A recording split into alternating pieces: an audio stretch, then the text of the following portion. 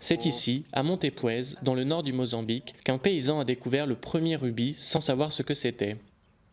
Désormais, 40% des rubis vendus dans le monde proviennent de cette région d'Afrique qui pourrait renfermer les plus grandes réserves jamais découvertes.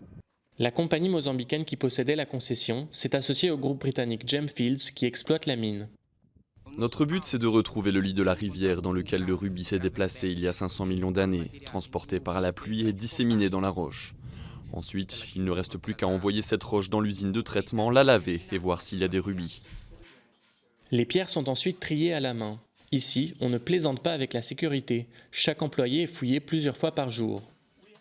Depuis 2012, l'affaire est très rentable. L'entreprise a engrangé 225 millions de dollars de recettes au total lors de ventes aux enchères à Singapour. Le Mozambique n'avait pas réalisé qu'il était assis sur une ressource aussi extraordinaire. Ce que nous avons permis, et ce en quoi nous aidons le Mozambique, c'est de faire entrer ces rubis sur le marché international, en leur apportant leur vraie valeur, ce qui à terme permet d'aider le pays et d'aider la population.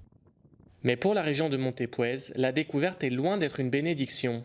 La ruée vers le rubis a attiré des milliers de mineurs artisanaux et des négociants venus des pays voisins et de Thaïlande.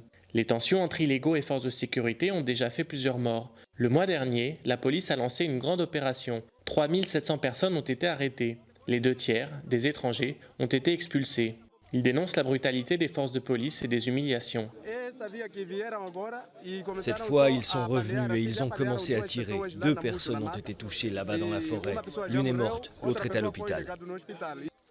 Ces hommes affirment n'avoir pas d'alternative pour nourrir leur famille. Le gouvernement encourage les mineurs mozambicains à se regrouper en association pour revenir dans la légalité. Mais pour les étrangers, il a clairement fait le choix de la répression.